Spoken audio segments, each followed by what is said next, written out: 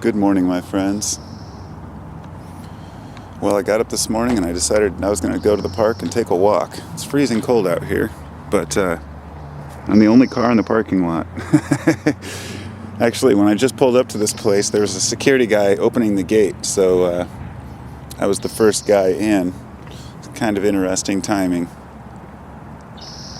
So I thought I would take a little walk and talk for a minute. You know, I think this is funny. I'm going to walk over here and take a look at this. This is the dog park. And when I first moved to this town, this whole area was just like an old farm. It was all wooded. And the farm had been torn down, but we could come here and hang out and walk around the trails. And then they put a skate park in right over there, which I think is awesome. If I was a skater still, I'd be all over that. Don't want to break my neck. But I was just looking over here at this thing. Obey. You know, that is a pretty stupid sign. You know, I know that they meant it well, but that choice of words in today's world, obey. I guess, yeah. Pet licenses are mandatory. It's funny, I've had my dog for about 12 years, and he's never had a license. And, in fact, I've never had a license for any of my dogs. I find it just silly. And I do understand why people want to have pets registered and all. My dog does have a chip. I bought him from somebody that already had a chip, and I never even got the chip transferred over. It's just like, you know, maybe that's irresponsible pet ownership. I don't know. I don't care. It's my dog. He hangs out with me. It's part of the family. I guess I don't need a license. Why should he, right? No, I do have a license, though, of course. Forced to in this world. Don't have a choice. At least forced to in this in this reality we inhabit here in this nation. So, I wanted to come out here and just break away from the morning. So beautiful. I wanted to break away from the morning routine that I always have, which is get up, make my coffee, then I grab my tablet or my phone, my internet phone, whatever. I have a separate phone just for surfing the web. It's like an HTC that it's really fast and it works for me. And I used to see my wife sitting there with their phone and I think, why aren't you looking at like a computer screen or a pad? Those things are so small. So anyhow, I get wrapped up in it and I start looking at news articles and then I check my Facebook or YouTube or email, and the next thing you know, it's like almost 9 o'clock and my kids got to go to school.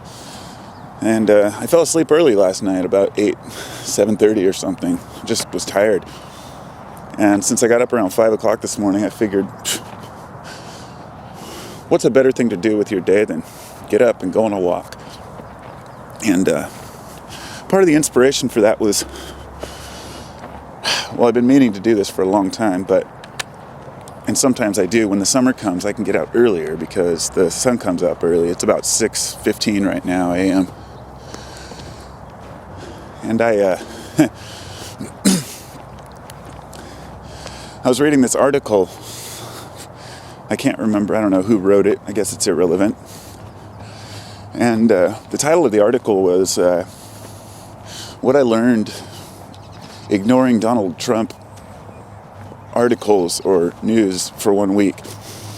And they went on to explain how it's very hard to avoid, even though he had, you know, made every point to avoid every story. Still, like, he was a reporter, so friends of him would text, oh, hey, did you know that, you know, Flynn stepped down? And so you can't really avoid it. But he said that the article was more or less talking about how the media just bites onto anything people want to hear about, and that the people ourselves, we create this reality of what's important, that it's our repeating crap on Facebook and elsewhere, which is why, you know, I had about a month worth of political posting and I'm done now, because I don't want to feed the machine, you know what I mean? And we're all so wrapped up in these ideas about what's important. And we all know that politics, of course, influence and change the world around us. You know, the decisions that are made by leaders, the decisions that are made by us are just as important, and what we choose to inform ourselves with. And for me personally, I think that a worldview is the most important thing at all to understand where we're going as a people, what potential we have to go anywhere as a people. And actually, when I fell asleep last night, as I was falling asleep, I was listening to a philosophy lecture, and they were talking about Nietzsche. And, you know, Nietzsche is well known as the guy who said, God is dead. And that gives him a very grim view in a lot of people's eyes. But that term is taken out of context. It's not necessarily intended to mean that God is dead. What it meant was that religion has taken a turn, and people are starting to think differently. They're starting to look at history differently, and realizing that just because they've been told something doesn't mean it's true. And the philosophers, the great thinkers of the 18th, 19th, even 20th centuries, all of the information that they had was so limited compared to what we have available now. And we look back in reverence on some of these philosophers like, wow, they spent all this time coming up with these ideas and people really respected them. It must have been, you know, a breakthrough, but it wasn't.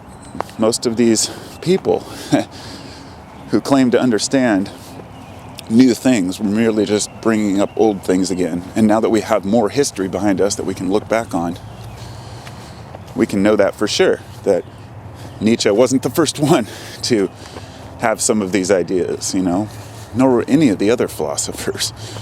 You know, these are ideas that are what Jung called the archetypes.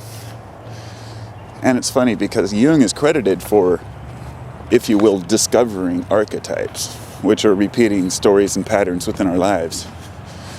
But did Jung discover archetypes? Hell no. Archetypes were in the Bible, in the Bhagavad Gita, in the Quran. They're not just metaphors, but they're stories.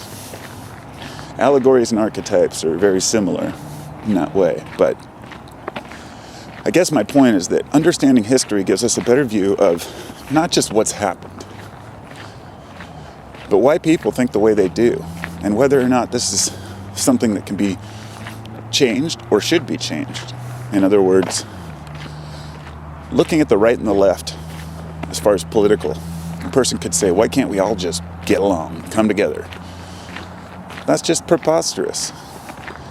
The more I learn about the world, the more I understand how preposterous that really is. The idea that people can never just get along without some sort of a conflict.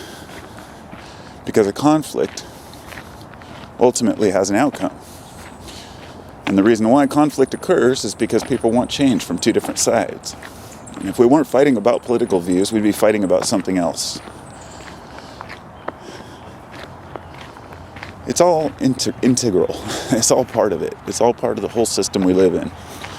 And not just observing human history and human nature, but the history of animals, the history of the earth, the history of how things go together and the different cycles and how that affects us as individuals and as a society.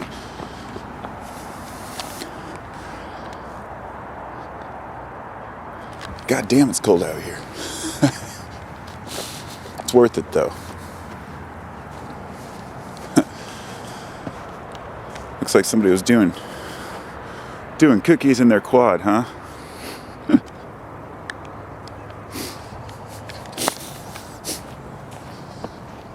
Well, I'm definitely not one to pretend like I have the answers. And I'll tell you right now, I don't know shit. Every single day I'm learning something new. I'm hoping to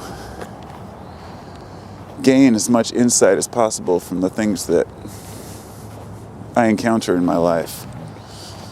to not just blow things off and let them, fall by the wayside and ignore them, but to really absorb everything.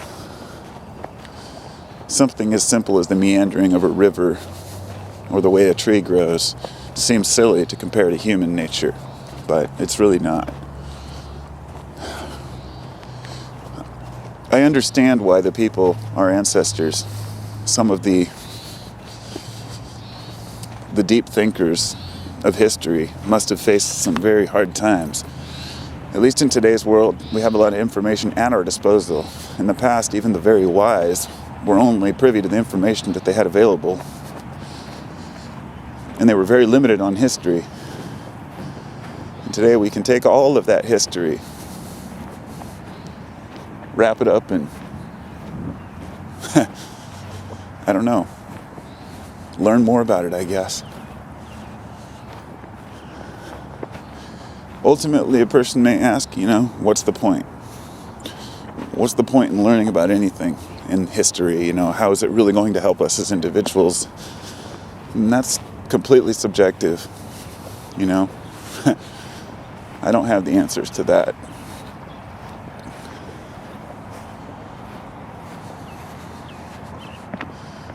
I guess I could give my personal take on it, but it would take another whole 20 minutes. Anyhow, guess I'm going to head back to the car now. I hope you all have a wonderful day, and we'll be talking to you